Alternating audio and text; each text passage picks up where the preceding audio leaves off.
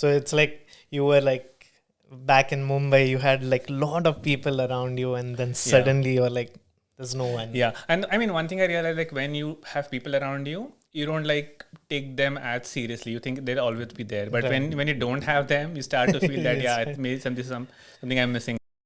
I found it really hard to connect with them, even though we spoke with each other in English. Yeah. This is actually a muscle you can grow. Like making friends from a different background, different culture, different nationality is a skill actually. Having those friends really opens up to new experiences. Your filters, right? When you meet people, they change based on the people around you. How have you managed to form different social circles over here? In my case, on the community part, it really helped me. One, to make new friends, to grow my social circle. And then, like a few months from that, I started getting involved in communities just to like sharpen my skills. Oh, so you have two different social, or like you have a social hangout group, Yeah. and then you have like a purpose-driven community. Exactly. Yeah. Hello, and welcome, Prathamesh, to my podcast. Finally, Thank you. How's it going? Pretty good. Yeah. Thank you so much for inviting. Yeah. Why don't you start us off giving me a rundown of how long have you been in the US and what have you been up to Yeah. till now? Yeah, sure. But first of all, thank you so much for inviting. It's my first podcast. So if I fumble or do anything wrong, just cut it out. Cut it out. Yeah. Yeah. But so no, I came to the US in 2017. I came to Texas first for my master's in industrial engineering. I lived there for like say around 2 years, and then I moved to Indiana. I was there for like for 7 to 8 months for my co-op. Oh, where in Indiana? So it was in Evansville. Oh, So okay. I think it's a couple of hours from Indianapolis, the main city. Oh, I was in Yeah. I was at Purdue for like 4.5 years, so Mhm. that's why I was wondering where in Indiana. Yeah, and then from there I moved on the East Coast in Baltimore, where I worked for a couple of years, and then after that I moved here to Seattle. So nice. yeah, I'm here for like last 3.5, 4 years now. Oh, 3.5 Yeah. in Seattle? Yeah. Yes. Oh, that's Yes. awesome. Mm-hmm. So when you were back in Evansville, Yeah. it seemed I don't exactly remember, but Indiana's like pretty. It's Midwest. There aren't a lot of people over there. Yeah. So, what were you doing over there? So yeah, like you said, in Evansville, it's like a tier 2 city in a tier 2 state. So I was there for my co-op. I got it during my master's itself. So I worked there in a company called Berries. It was a manufacturing company. And then, so we had like, it was a program where they hired like around 30 interns. And then I think out of 30, 25 were like interns for 3 months. And I was there for like 7 to 8 months. So I was in the remaining 5 people who had to like stay back and complete the entire semester. Okay. So I lived there. I think I was there for like, I started in March. So spring, summer, winter, I was there for like 7 to 8 months. Oh. Yeah. So was there like a big Indian community in Evansville, or? I wish there was, but no, there were few Indians, like 2 to 3 Indians in the company itself. But as a city, like I said, it's tier 2 city in a tier 2 state. So they didn't have like, there wasn't much big tech or big companies or people like immigrants as such who come there just to work. Okay. It was mainly people used to work in fields, or this company like Berry Global, that was a primary employer in Evansville. So all the people who were not in the fields, they were at Berry Global. Berry Global. Oh, Yeah. It reminds me of Hillsborough. Like Yeah. everyone over there is working for Intel. So Yeah, I mean, it's like even in India, like if you go to like places like Nashik yeah. or Nagpur, like those are like, they're good cities, but it's not as popular or as crowded as Bangalore, Mumbai, Hyderabad. So it's the same like it's the same analogy here. Yeah, yeah. But when I was in Purdue, like Purdue is like a well-known college, and so there's like a huge community. But then for some time I was in South Bend, Indiana, and over there weren't a lot of Indians over there. Mm-hmm. So I did struggle with like having friends over there. Did you face a similar thing in Evansville or? Yeah, I did actually, and I didn't anticipate that as much, or I didn't think I would be affected that much because I grew up in Mumbai. Okay. So growing up, mainly, I mean, I had a lot of friends in my circle. So I was kind of an extrovert person, you can say. Okay. So I had a big family as well, like a lot of cousins from both mom and dad's side. So I was always in this habit of meeting people, making new friends, and same thing continued when I first moved to Texas for masters, and then we had a lot of Indians there as well. But first time when I moved to Evansville, that was the first time when I thought like there aren't much people with whom I can get comfortable with. So there were people from like, I mean, most of them were Americans only, like Okay. white Americans, traditional Americans. So it was the first time when like shit got real. like, So were you like feeling like, did you have like feelings of loneliness over there or? yeah, I mean, I would say yes. Like the initial 3 months, like I didn't have friends as such. I mean, all the friends I had were back in Texas or back in Mumbai, India. So I used to call them and talk to them, but I didn't like make friends. I did make good colleagues there, like my team members, my manager. They were very supportive in that sense. But to hang out on weekends or after hours, I didn't have like much friends who I could like easily bond with. Maybe I didn't have that much experience back. It was like what 6 years back. So I wasn't that. What do you say, developed to work with people from a different maybe background. So initially, to answer your question, yes, I did feel lonely, and it was tough to like get along in the city, in the people besides work. So then did, like friends are having friends, it gives you a sense of belonging, and it also sort of, in a way, it makes you look forward towards the day because you're like looking forward to hanging out with your friends. And if you're missing that, then do you like it? Your life becomes a little hard. Did it affect your work? Yeah, I mean, now that you asked me that, I'm thinking like the initial few months. I remember my sister once called me. I think Raksha Bandhan or something was there, and then she asked me like how, like why are you able to transition well because now you don't have any friends, and it's actually the first time when you are in a city where there are no Indians.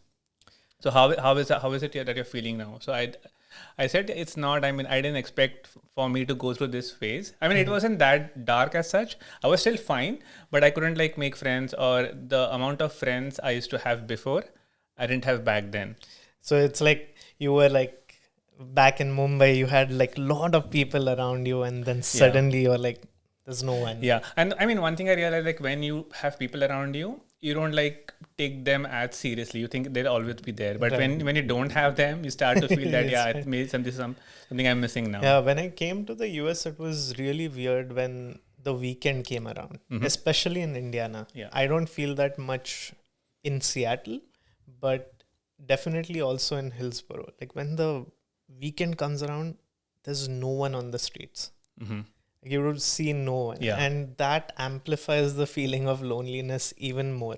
Because like I grew up in Pune. If I just go outside my society's door, I'll like meet 50 different people by the time I even like walk 5 minutes. Yeah. So that thing really like I feel like that made me more lonely over here. Yeah. And for me, that made having friends over here really important.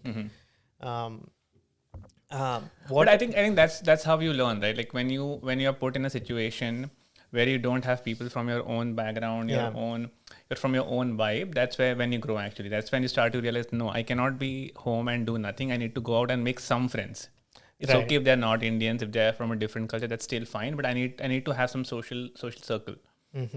So I did make some friends. I did go out for like, we used to have house parties with all the other interns, and all, by the way, all interns, like 30 I mentioned. I think 28 were Indians, like two, like me and one of the other girls.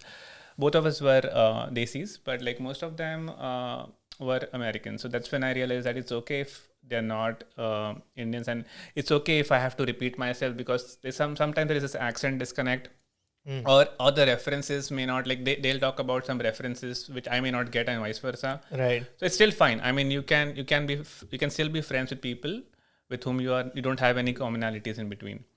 So that was one thing which I realized. I think I wouldn't have learned this otherwise if I wouldn't have been in Evansville in that position. If you say like you're talking about like certain, I would classify that under cultural differences Yeah. between like, because of that, you like if I say who Shah Rukh Khan is, they're not going to get it, right? But was there any kind of language barrier? Because you're certainly like Mumbai, sure, everyone's going to speak Hindi at least, right? Over here, you're going to have people from different language, like they are going to have a different language background. Like you have Telugu, Tamil, like even within our Indian community Yeah. as such, like we have so many languages, and then you have the English community. Do you did you find that hard to connect? Like, was that something which, because frankly, for me, if there was someone who's Marathi speaking, I would immediately connect with that Yeah. person. It was very easy to connect with that person. Someone outside of Marathi or Hindi speaking, it became a little difficult, but it was still manageable. But then once it was someone who's only speaking in English, or maybe let's not focus on English as such. There are Chinese, Koreans, like who speak different languages as well. It's difficult to, and that might be because I'm bad at communicating. Maybe it's because of that. But I found it really hard to connect with them, even though we spoke with each other in English. Yeah. Was that something you relate with, or? Yeah, I mean, that's an interesting point. So, what I think in this case is that your filters, right? When you meet people, they change based on the people around you. So, what does that mean is, like, for example, if you're in a community where you have Marathi people. Yeah. Okay. So, the natural instinct is let's go and talk to them first. Yeah. Okay. If you don't have Marathi people, you'll say, okay, what is the next available filter? Okay. Marathi nahi hai term, okay. Hindi people are there. So, we'll go and talk to Hindi people. Yes. If Hindis are not there, then maybe the Indian to hai, maybe it's Telugu, Tamil, that's fine. Yeah. Even those are not there, then we'll go to the Americans. So, I think the filter, it changes based on the people around you. So in my case, like when I was in Evansville, I did not have any Indians. So I did not have the luxury of like meeting Marathi friends or Hindi or Telugu friends. The next available person was just a white American. White American. Yeah. And just to answer your first question about like the dialect or the accent disconnect, yes, there were, like, for example, like in our case, we talk about, there are a lot of phrases that we use which don't make sense to them. Like, for example, I used to say, let's do time pass. So, unke liye, there's nothing called as time pass. There's like, what time pass? Yeah. So, there are a lot of terms. And I had to wrap my head around that there are certain terms that we use which does not make sense to them. And it could be vice versa. Like, they had a lot of phrases which I did not understand, like what they're trying to convey. Yeah. So, yeah. Like, definitely. But it also brings in sort of activity barrier as well if they're not open to it. I mean, like they are less likely to do an activity. Like, let's suppose say we want to go watch a Hindi movie. Yeah. Like English movie, everyone can go watch, but Hindi movie, then it becomes a little hard, and then you start going in your own direction even if you don't want to. Yeah. But now that I think, right, so like this is actually a muscle you can grow, like making friends from a different background, different culture, different nationality is a skill actually. Because in normal setting you will never go out and like make or find friends who are from a different background, different nationality. But when you're put in a situation where you have to do it, then that's where the muscle starts to build. So I think in normal scenarios we won't do that. Like if you have people, because, like the filter thing again. Because you're comfortable. Comfort filter, like, exactly. You need that little like activation energy to be comfortable when you're like if you don't have any friends, right? Yeah. And then that's your main thing that pushes you to get new friends. And but what I notice with having, like, I have a very good PhD friend, like he comes from a Chinese background, and I'm very good friends with him. The one thing I really noticed what happened after meeting him was that I could experience certain things which we like if we go to a restaurant, Chinese restaurant, Mm-hmm. you're going to stick to things which you can, oh, this looks safe. We'll Yeah. eat it. Yeah. But then because of him, I'm like, oh, he's like, that other day he was like, Yeah. oh, have you tried chicken legs? I was like, what? Chicken legs? Like, when I say chicken legs, I'm talking about chicken feet, Mm-hmm. not the whole drumstick. I was Yeah. like, no, I've never tried it. And he was like, it's really yummy. Mm-hmm. And I was like, okay, let me try it. And it was really yummy. Yeah. Like, it looks gross, Yeah. but it was really yummy. But having those friends really opens up to new Mm-hmm. experiences. But have but then can even with that advantage, do you think those friendships will be deep and meaningful as the ones maybe you had back in college or in school?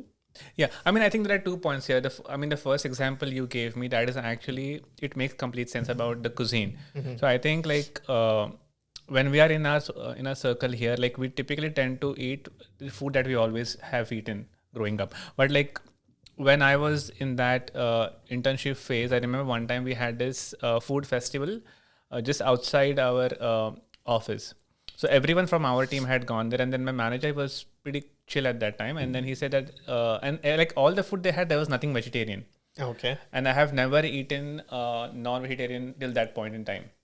So and I remember there was one stall wherein they had, I think it was chameleon or something. So he said just go for it, because not for like just to fill your stomach, but you can say to people like I have eaten chameleon when I was in Evansville. So I mean, Was it good? no. So I did try it. So I mean, he took the entire plate. I just took a spoonful of it. Okay. So that was one thing, and he said it's not about like eating a meal which just to like fill your palate, but it's also to it breaks down your barriers in whatever you have. Like food is it's more like a it's a metaphor, you can say, that you have like removed or eliminated one barrier, and you're more open towards like new experiences. Oh, that's interesting. Yeah. So I think cuisine is one thing, like on your point that when you meet people from different nationality, different background, this cuisine is one place where you can start like exploring and then trying new items in that sense. The second point I forgot the second point. What was it? uh, Opens me to experiences. But yeah, I was saying like those friendship with new Yeah, yeah. experiences, they are good friendships, but are they as deep and can they be as deep and meaningful as the friendships you have had back in the day? Like, Yeah, I think they can be deep and meaningful, but for that, I mean, be uh, there has to be a constant connect. Like you can form a good deep friendship, and if you're not in connect with them, it might just dissolve. Like if I mean, you will be friends when, at least when you're in close proximity of it, you meet or see each other in a certain time frame, like every week or so. But when you start to like move to another city, or when there is no physical presence around each other, then maybe that is when it becomes a challenge. That is when you have to make a conscious effort to maintain that friendship. So I don't think like forming friendship or like maintaining them with someone who is from a different culture is a barrier in that sense. It is a barrier only because we don't have that proximity to them.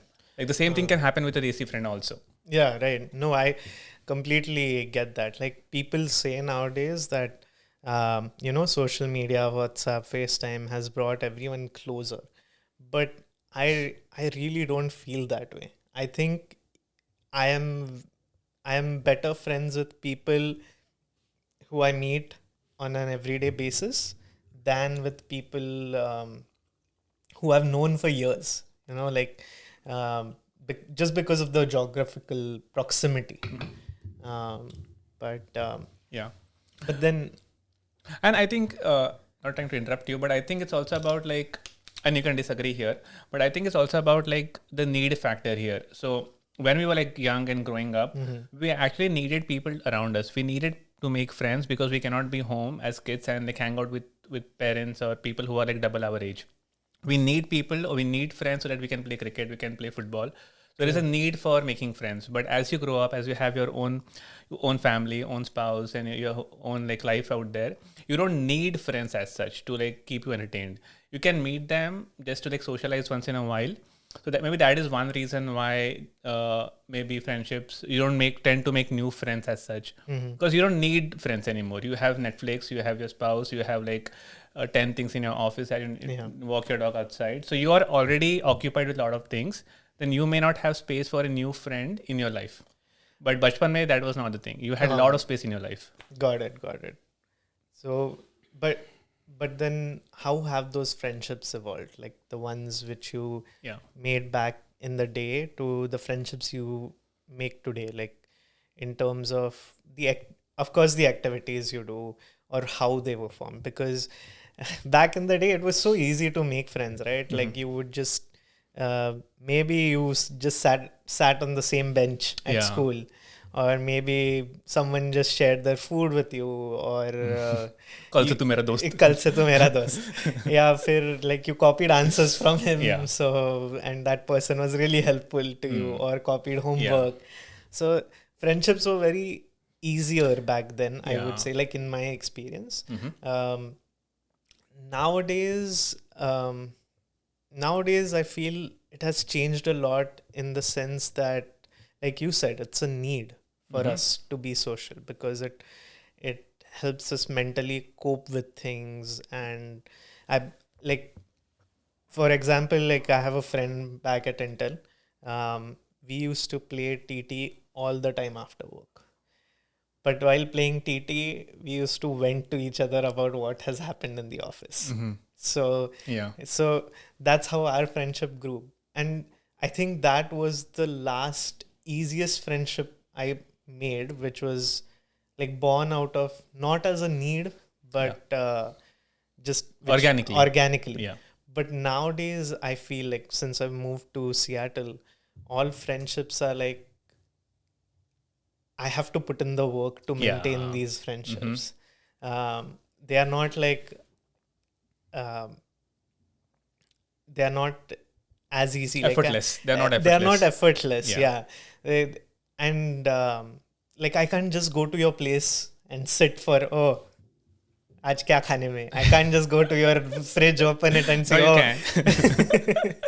I can, but still, like, have you experienced, like, do you have a similar experience? Or? Yeah.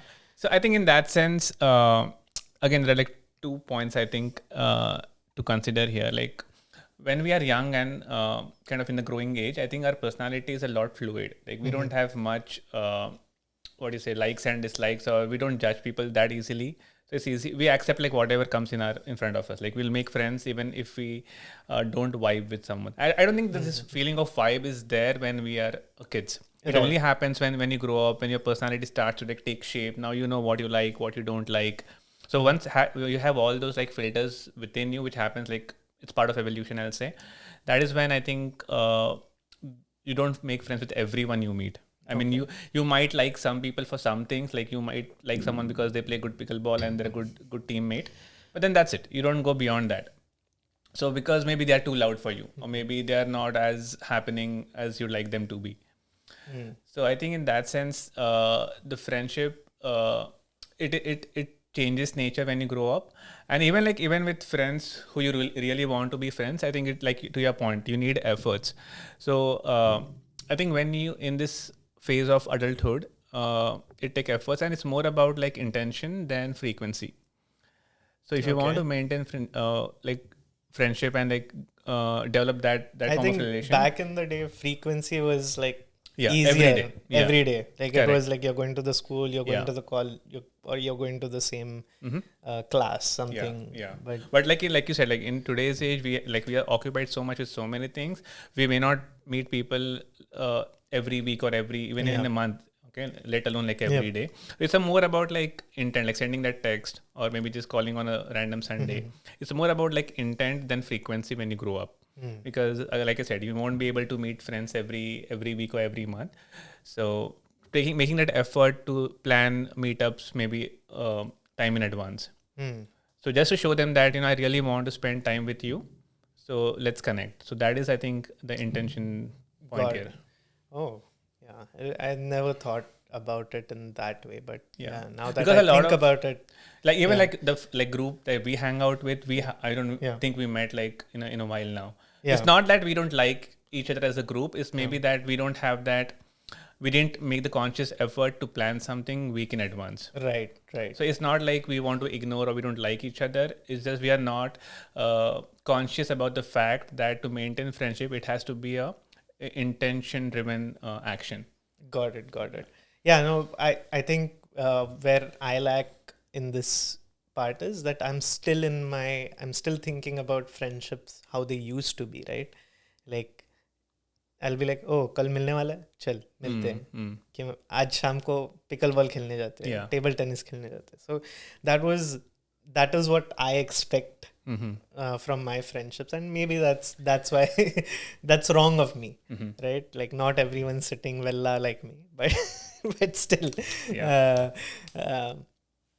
but yeah, and one thing I know we were talking about it a little while ago, but one thing I noticed, like you have moved around a lot, right? You moved from Lubbock to Evansville to Baltimore to Seattle. And as immigrants, we do that a lot over here.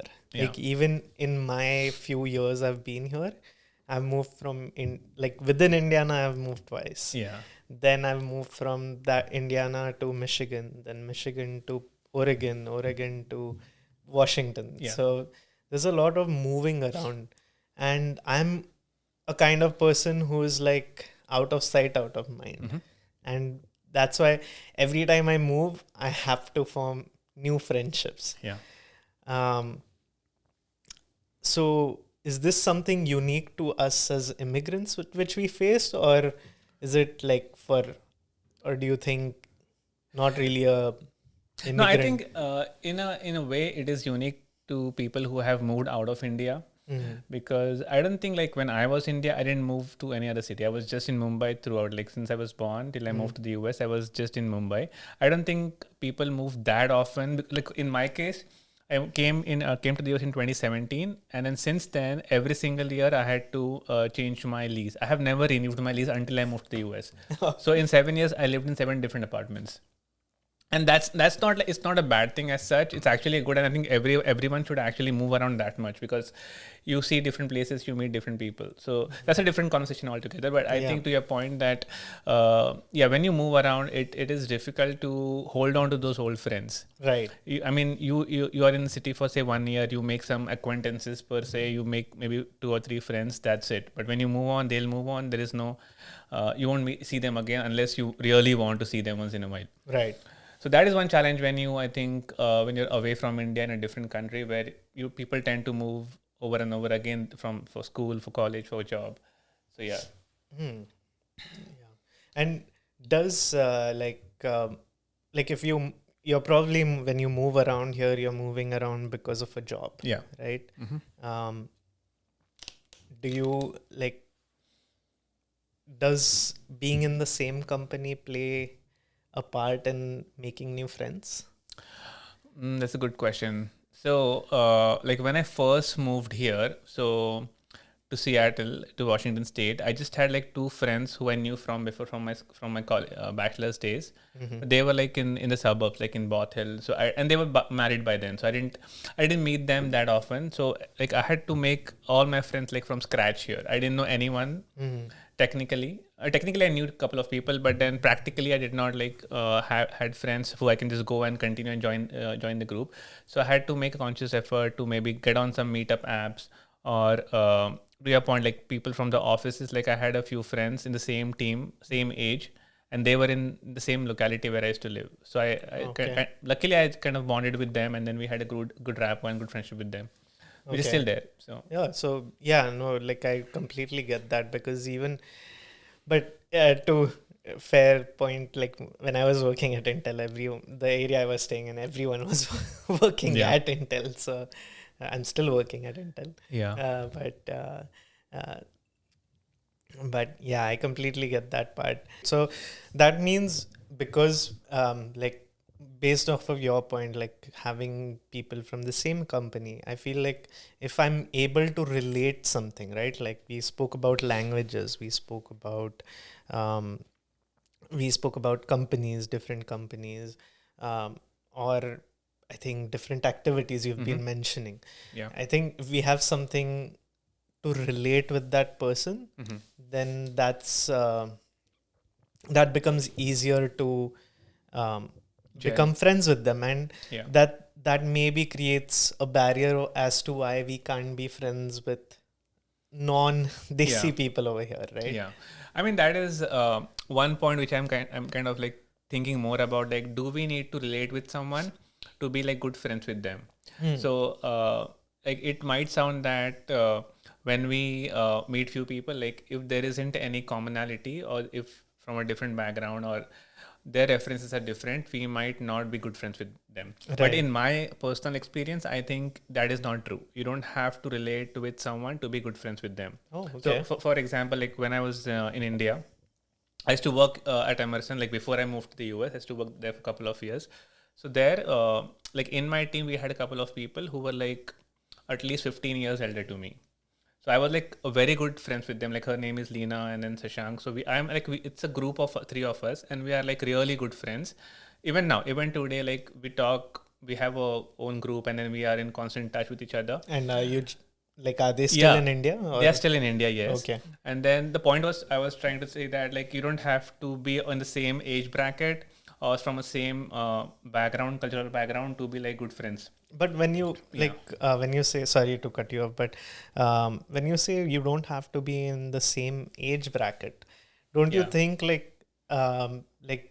people in your same age bracket, um, they have the same issues or going on in their life, yeah. or they are in the same um, how do you say this, like Same same experiences. Yeah. experiences, yeah. Like buying a house, having kids, getting married, finding a job, and I feel like those things, like there is some amount of trauma bonding Yeah. involved here, so uh, I mean, yeah, for sure. I mean, when you have people of the same age bracket, it's easy to connect with them because of all the commonalities. But what I was trying to say is that you can still be with friends who do not share the same experience. Like the example I gave you, like Lena, for example, I think, she's 50 now. So she is quite elder to me, but still, like, we are very good friends. So I still vibe with her, regardless of the fact that she's much older. She's almost like my mom's age now. yeah.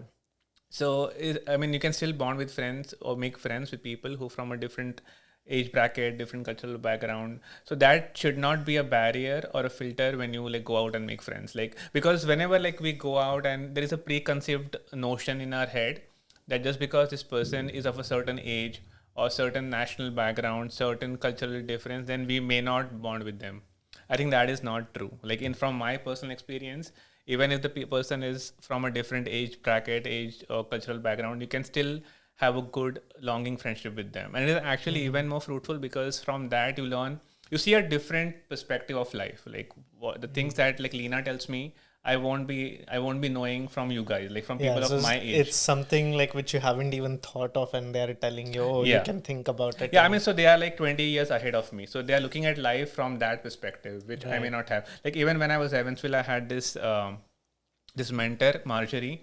She was my mentor, yes, and then she was, I think, what, 7 to 8 years elder to me, married, kids and all.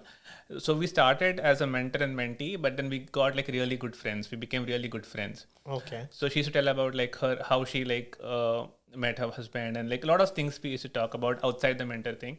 So I think that was one thing which I did not think, that I will be a friend with someone who is non-Indian, who is like way elder Elder than tea. me, and still it I mean it was a good equation that I shared with her. Like even with Amruta, like when I first met her, completely different background. Like I think she was doing her oral surgery, and then I was at Amazon, so we didn't have any common topic per se. Like her references, her stories were about like I had an operation today, I performed Yeah. this, I performed that. It was a lot medical related. Got In it. my case, I was like I did a PPT today. So we had no common stories in between, and yet like we became very good friends. Right, right. And but I think it's also about the intention. Like I remember when she was when we first met, she was doing her MD, and then she used to get free at 9:30, 10 after that. Like she used to do residency, and then they have the entire day schedule, and then they get free after like 10 or 11. But then still she used to make time towards the end of the day, and by 10 I used to like I am done for the day, I have to sleep now. But so I mean, it was about like intention, and also like we want to meet, and then we have to work towards it. So yeah, I think it's not, you don't only have to be friends with people of your age or of your own social experiences. Well, well, okay, but what about like you said right now, Amruta? She used to work till 9 to 10, but she was back in India Yeah. back then, and you were here, Yeah. right? So there's her 9 to 10 was your 9 to 10 Yeah, over so I here. was referring to when I went there in person. Oh, okay, So okay. But anyway, that brings me to another point, right? Like you have previous, as an immigrant over here, you have previous friendships. And I have seen, or I have felt like being in different time zones also creates a huge barrier. yeah. And like when I was on the East Coast, I have my 5 friends who I To go. play. Yeah, to go friends who Yeah. I play, who I used to. Now they hate me because I don't anymore, but who I Yeah. used to play Dota with all the time. It was like our 8 to 5 job. Yeah. Kidding. But we used to play Dota a lot, and that was our way of connecting or staying connected with each other.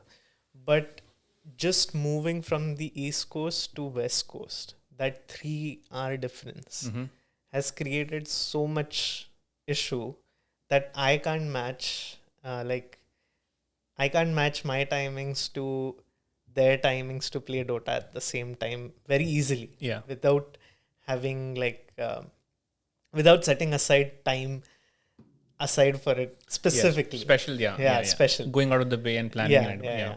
yeah. Do you think like time difference has I'm specifically asking you about friendships you've had back in India, because that's what we were talking about with Yeah. before. So Yeah, I mean, it is a challenge with all the friendships back in India.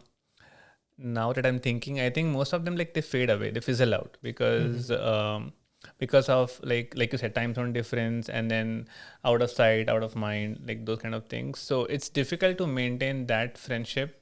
But I do have friends from my like bachelor's, like college engineering days who we are still in touch with. Like I think most of them they are across the world. Like some are in India, some are in yeah, Australia, yeah. some are in Canada. So I mean, we don't like talk or meet that often now, maybe once in 3 or 6 months.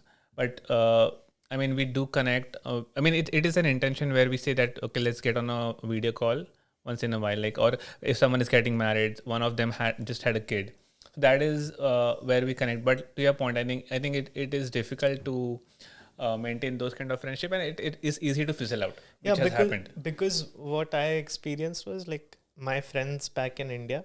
Like let's suppose I have 4 friends in India. I have 2 friends in Australia. I actually do, like I'm saying actual numbers over here, but like I have friends in the Europe somewhere. So what ends up happening is if those 4 friends who are back in India, they keep meeting each other all the time, Yeah. they start having their inside jokes, Yeah. and then I feel like I'm Yeah. Left like out. even if I do video calls, right, I feel left out. Mm-hmm. Like I'm like, okay, they're laughing, but I don't want to say that they are being bad friends by not involving me in it. And it happens. I think it happens naturally. Like you're Yeah. not there, so you are not privy to those Yeah. things. But have you experienced anything like that?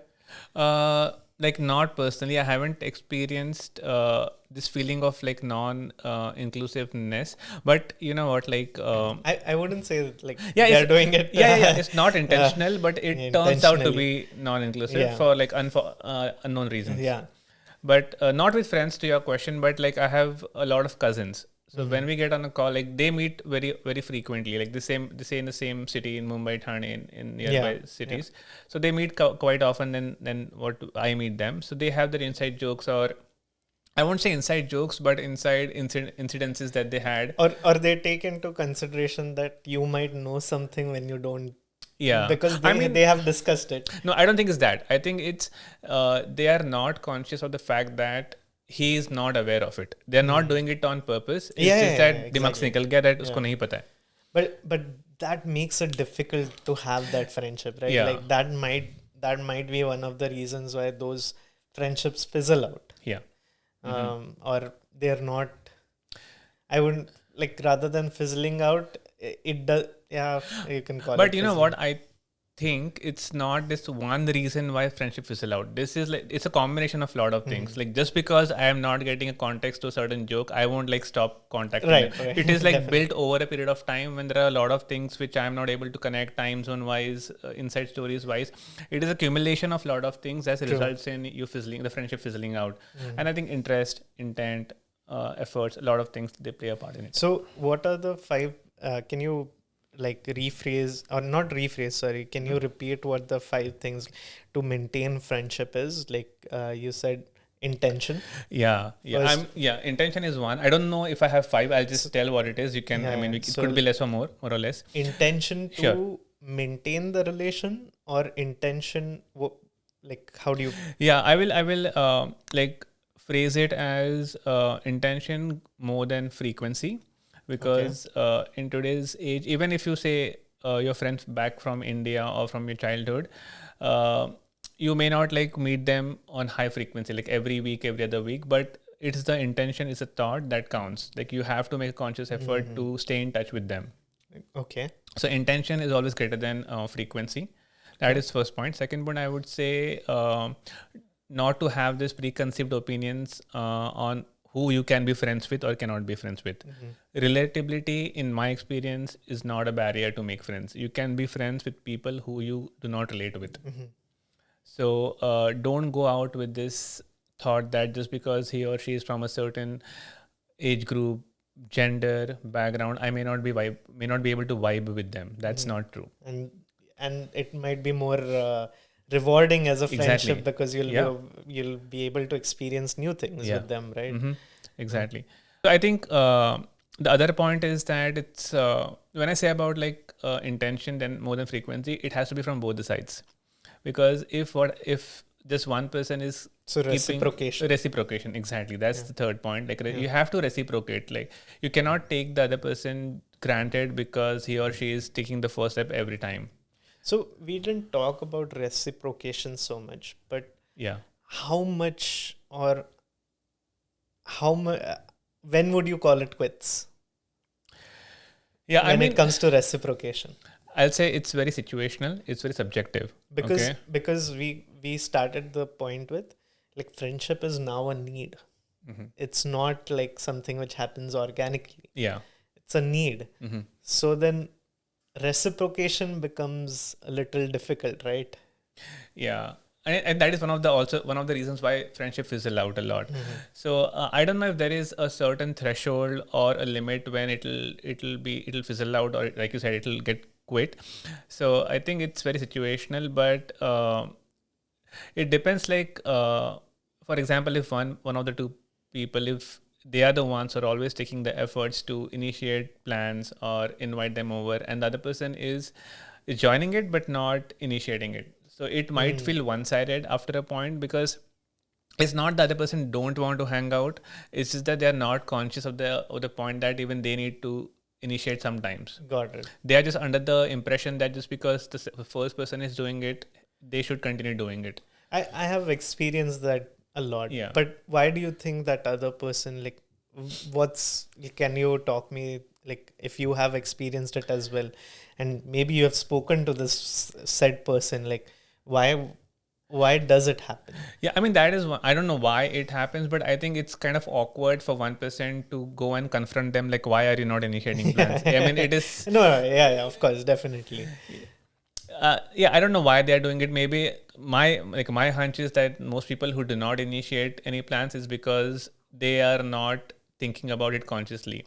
They don't feel the need, or they're okay not meeting per se. It's not that they don't want to meet, or if they're just finding an excuse to not meet. It's not that. I think it's more about initiating plan is about, like, is an effort task. Like they have to put in efforts, they have to coordinate, they have to like set up a time, date, everything. So it takes efforts.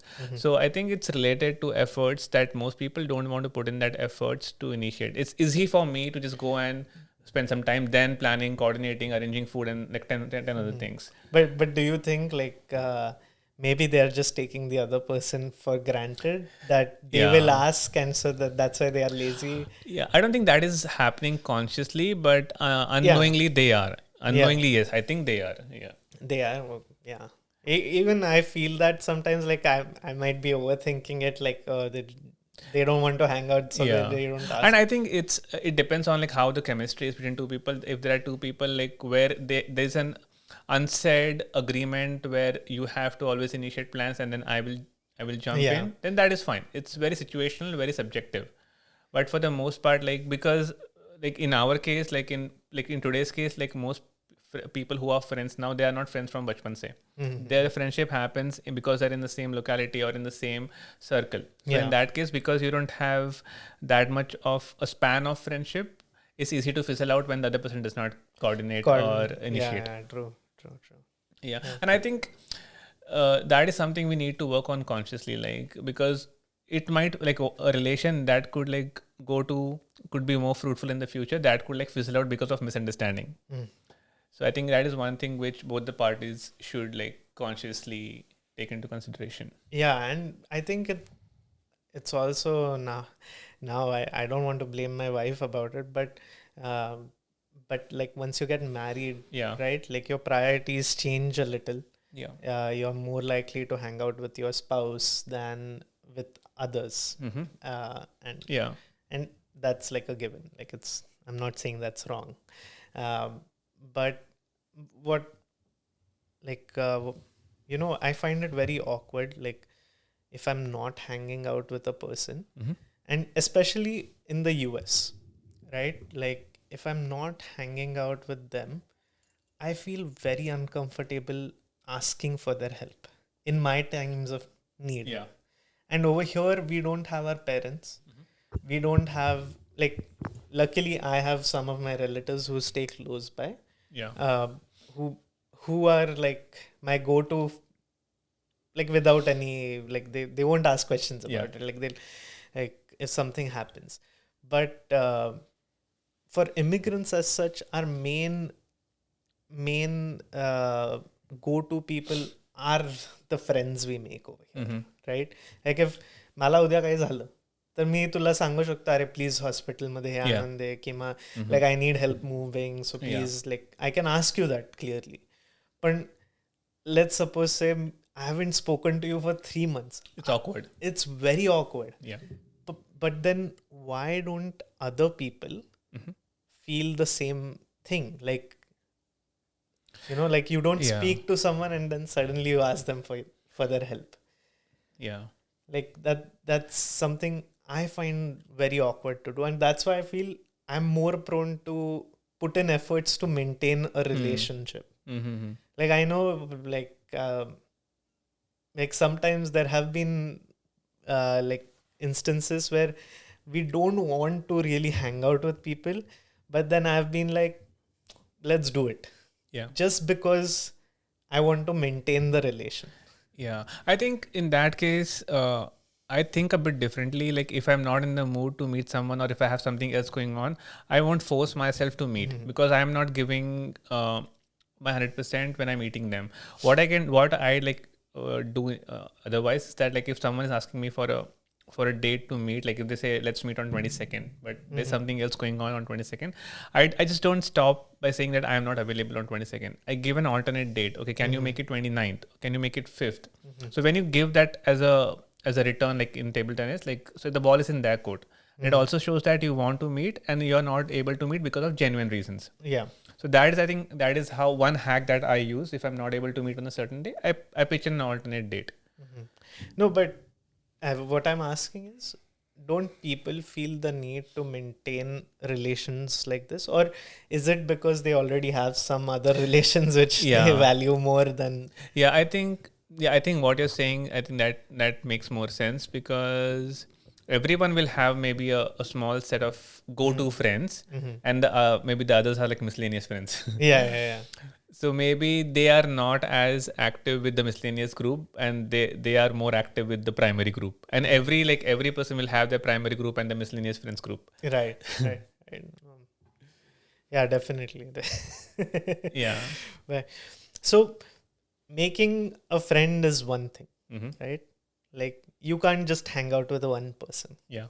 You need several friends together, and you want to do something. You don't want to always go and sit on someone's couch and talk about the same things. That's where forming a community comes into play. Um, do you community or social circle? I won't say community, but Yeah. just community, but a social circle. Yeah. How have how have you managed to form different social circles over here? Yeah, so I think like in my personal example, I would say so when I first moved to Seattle to Washington, like I said, I didn't have any friends in the area. So the only way for me to make friends was through the Meetup app, Mhm. where So for our audience, what is yeah, I Meetup? mean, it's Meetup app is basically, and there are multiple apps like that. It is basically a platform where you pick a hobby. It could be, say, painting, hiking, anything. You join a group, and then in that group, you will meet people who have the same interest. So it's an app which brings people of the same interest together. Okay. And I mean, there are multiple versions of it. Like in this area, it is called as Meetup. It's pretty popular, I think, in Yeah, the yeah, West. So that is how I first like started meeting people. I had like no other platform per se to meet people. So I joined the hiking group, and that is how first started making friends. So in my case, on the community part, it really helped me. One, to make new friends, to grow my social circle, and then like a few months from that, I started getting involved in communities just to like sharpen my skills. For example, like the Oh, so you have two different social, or like you have a social hangout group, yeah. and then you have like a purpose-driven community. Exactly. Yeah. Yeah, yeah. I think it's more about like whenever you have a community, what is your what is the purpose of it? Like, Yeah. do you want to join a community just to like spend your free time and just to be social, or do you want to join a community to help sharpen your skills? It could be writing, dancing, like whatever it is. Like for example, we in a lot of cities they have art of living. Yeah. So all the people who are like inclined towards spirituality or who want to grow in meditation or self-healing kind of stuff, they will join that group. Yeah. So they will meet Definitely. people who are of the same interest. They will probably make friends. And at the same time, like in addition to making friends, they will be able to sharpen their skills. Yeah. So I think it's a win-win on both the fronts. In fact, one of my friends, he met his wife in one of those communities. Oh, okay. Yeah. So I think it serves two purpose. One is where you sharpen your skill, and second is where you also meet people of the same mindset or same interests. Yeah. So the other day we were talking about like the different social circles or communities we have joined, and you mentioned to me that you actually go to this unskilled Yeah. community called Correct. Unskilled Correct. in Seattle, and like I know you're a very good writer. You have your own blog. Which you write weekly. Link in the description. Yeah, I'll put the link in the description. I'll put it here as well, Yeah, somewhere, or somewhere here. Yeah. But yeah, how has that's a purpose-driven community? I know that that's about like I. It's not about writing as such, Yeah. but when you're doing stand-up, Yeah. you are writing your script. Correct. So it is indirectly about Right. writing. Sure. So how has that community helped you? Yeah, I mean, joining any community definitely helps you a lot, because in our age we cannot go on and join some classes to learn a few certain thing. Like after one point you have to grow on your own self, and community, meeting people who have the same liking, it's very important. So in this case, like because I thought I want to be on stage. I want to like perform for an audience. I wanted to give it a shot. I didn't know if I'm good enough or not. It's just I'm in the process of figuring that out.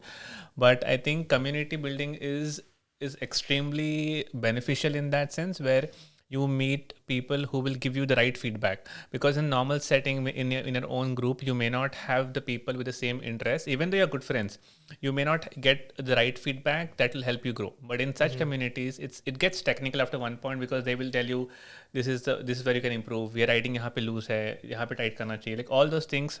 Even in dancing, like dancing, whatever it is, if you want to grow in your own skill or passion, you have to join a community. It is highly recommended and very beneficial. And is this unskilled like Yeah. purely desi group or It has become desi. I mean, Okay. they are. I don't think they are. they started off as Correct. that? Okay. Correct. Yeah. But what I've seen is like this is something new I've heard, right?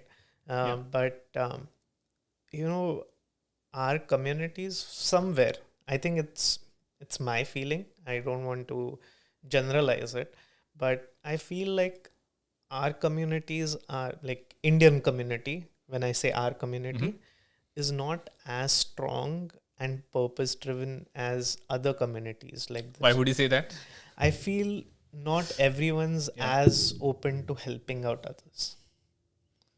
And maybe that's my experience, but like in the sense like helping others is a very generalized term, but when it comes to finding a job, Okay. let's say Yeah. that's where I'm drawing my experience from. Okay, I see what you're saying. Yeah. But Where you actually need help. yeah, where you actually need help, right? Yeah. Like getting those connections in. Yeah. Maybe having your resume gives you advice on how to Yeah. frame your resume or whatnot related to job search. I feel like if I was a Chinese immigrant Yeah.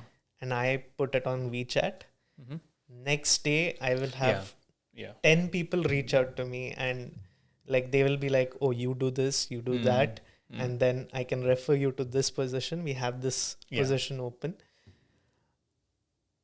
Do you think our Indian community is also like that? Yeah, so I do have a story for this, but before I get in the story, I want to say that I don't want to generalize that all Indians are like that.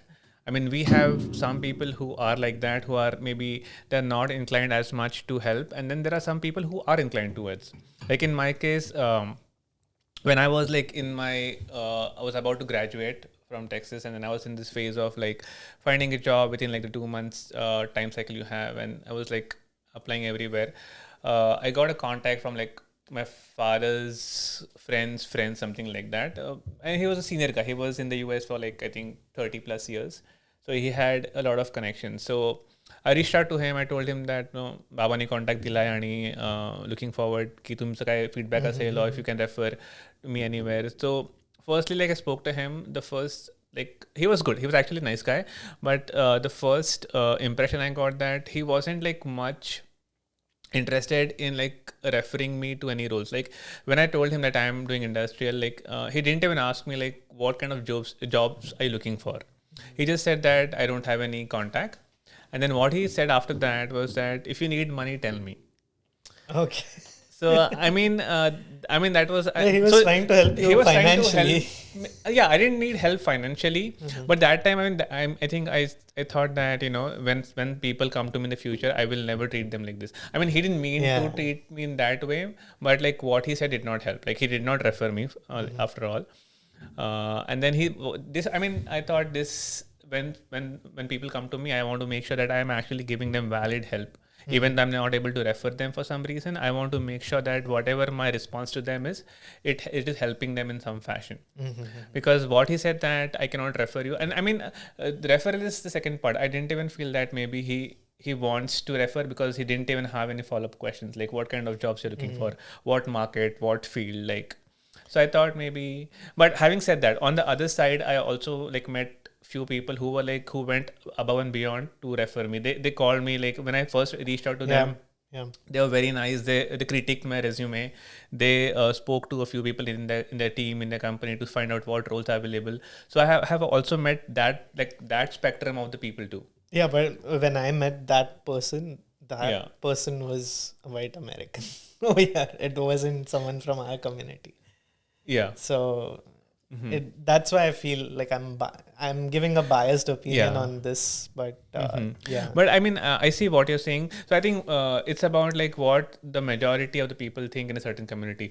From your example, I get a feeling that majority of the Chinese community, they do help, and they do kind of make sure that if a new Chinese kid is there, they'll try to find a job for him. But yeah, in case of the Indian community, it could be that the majority of the people, they are like, they're indifferent. Maybe that's the right word. It's not yeah. that they don't want to help you, they're Exactly. indifferent. Yeah, they're not actively trying to pull you down the ladder. Yeah. They're But indifferent. they are like, I have my own worries. Why? Yeah.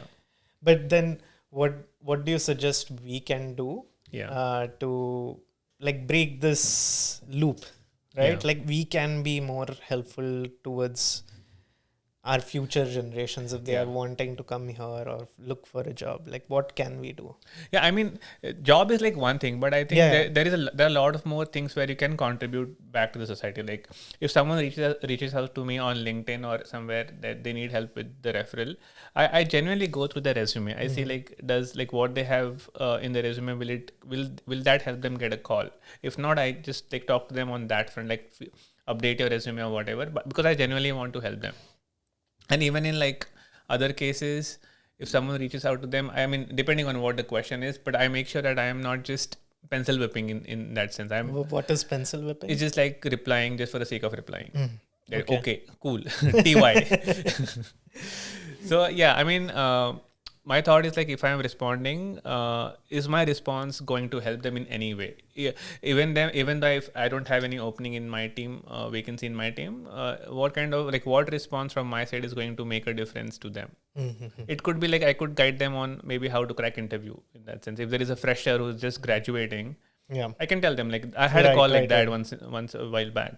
So yeah, I mean, instead of like pencil whipping per se, I can help them in whatever That's way a new possible. term I've learned today. Yeah. Pencil whipping. Yeah. Yeah. Yeah. But, okay. Yeah, but so to break the chain, to summarize, like we should be just actively Yeah. we don't do things which were done to us. Exactly. Yeah. Yeah. That's the basic takeaway from Yeah. yeah. But coming back to coming back to the part of communities. Why are communities important? Why do you feel what role does a community play for you? I think for me, like in current state of my life, it is playing the role of sharpening my skills. That's the current value that I'm getting out of it. But the value that you fetch from community, it might differ based on your what age bracket, what phase of life you're in. If you're in a phase where you want to meet new people, or you're just bored living by yourself, then that is another purpose it will serve. So it is I think it's very phase specific. What you get from a community is very phase specific. I mean, there are a lot of people, I mean, people who are not able to make friends organically, who, I mean, per se are introvert in that sense. For them, community is a good platform, because now when they go in a community like board games, for example, they have an activity to do. Yeah. They don't have to like Activity based. they don't have to make friends or make the effort of forming new relation. They can just go play board games. In the process of playing board game, make new connections. Yeah. So I think it's, even from an introvert people point of view, it becomes easy for them to make friends or make connections through communities. So it depends on what phase of life you are. Do you think having an introvert or extrovert personality plays a part in the ease with which you form, or whether you even form a community or a group of friends?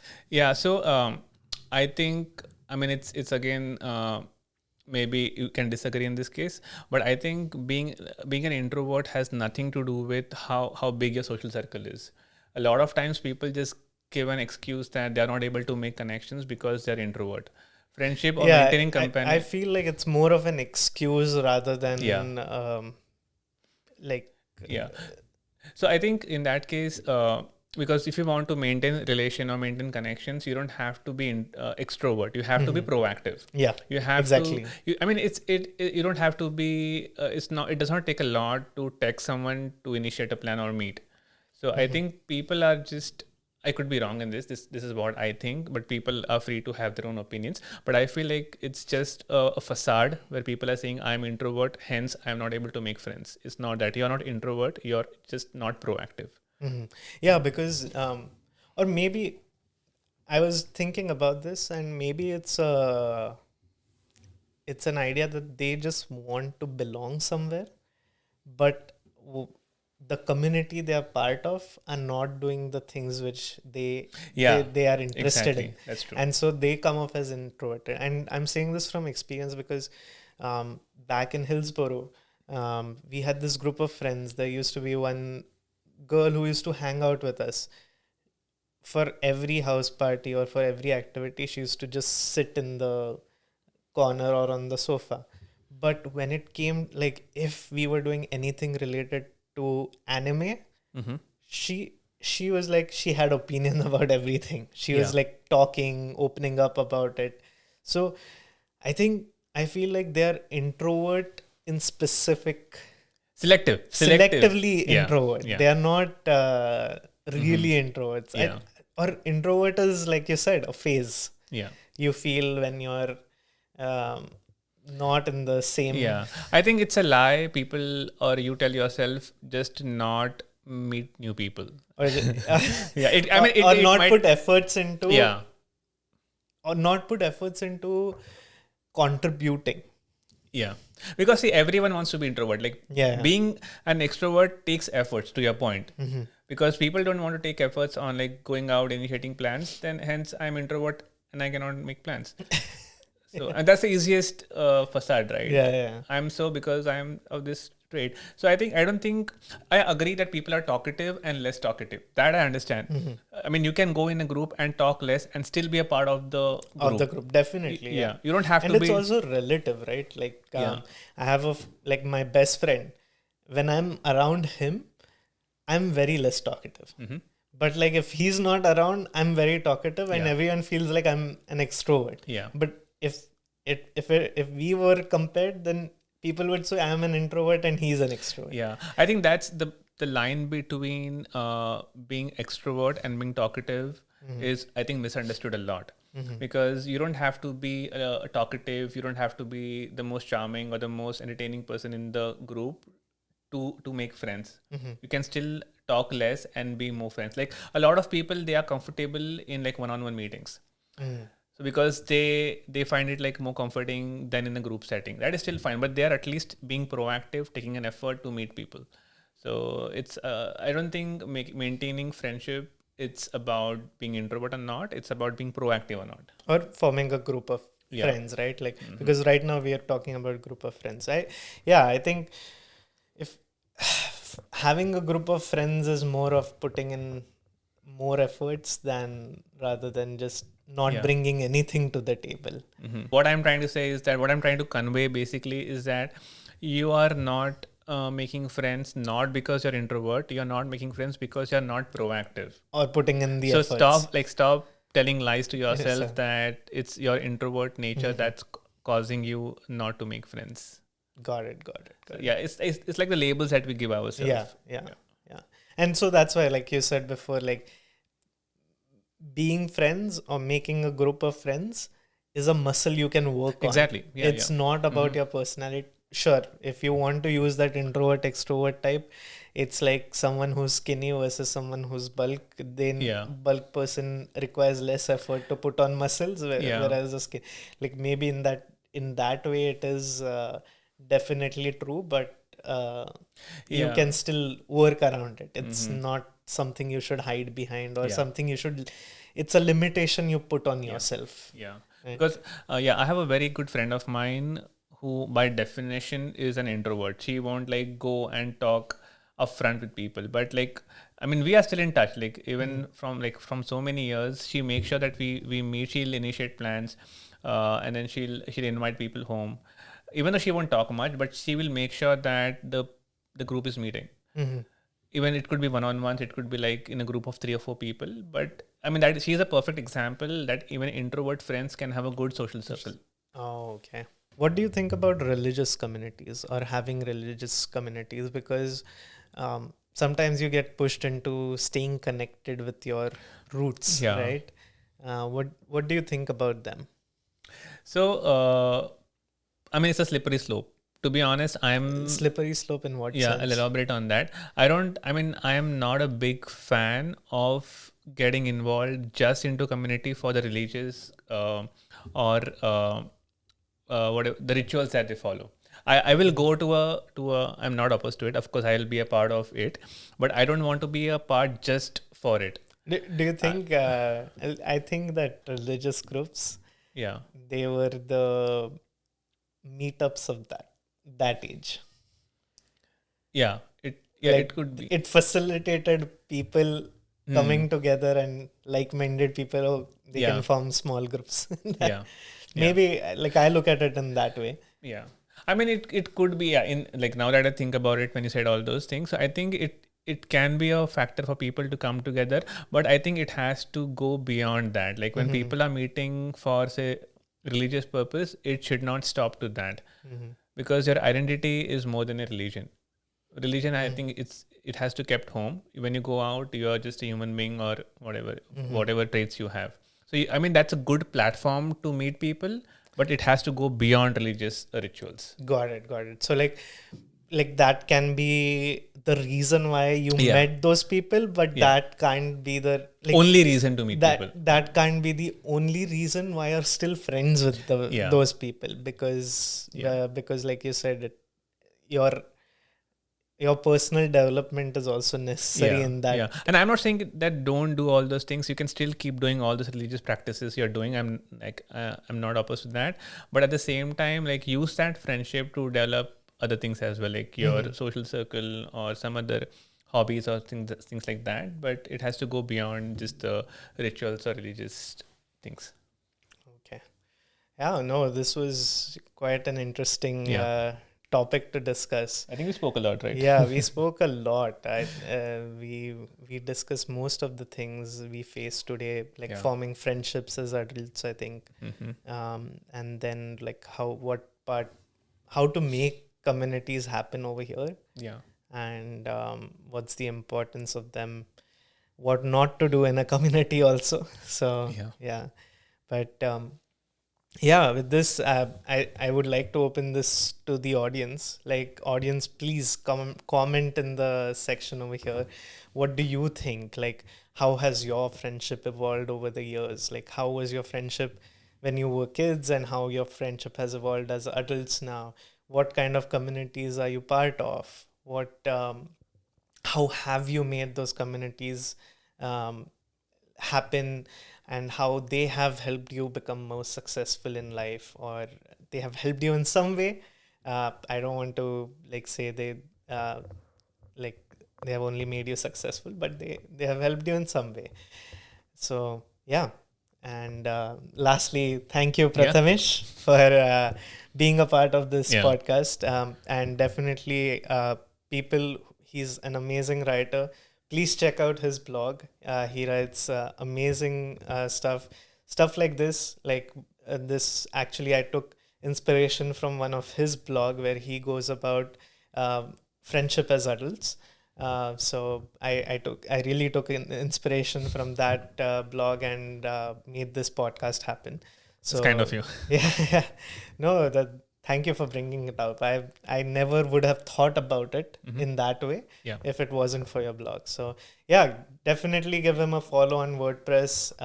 And all the best to you for your blog. No, thank you so much for calling me on this podcast. It was my first podcast. Even I enjoyed it thoroughly. And I think we discussed some really good points. And then I think it has to be like thought-provoking. I think that is what you're making here, which is so commendable. So I think I had a good time as well. Thank you so much for inviting. No, I would like to have you back on this for some different topic again. Sure. Yeah. All right. Thank you, guys. If you like what we discussed today, even if you don't like, share, subscribe, and like this video so that it can reach to people who would like to explore this topic or would just like get to know what immigrants do over here and what immigrants experience, what hardships they have. So, yeah, thank you for joining us.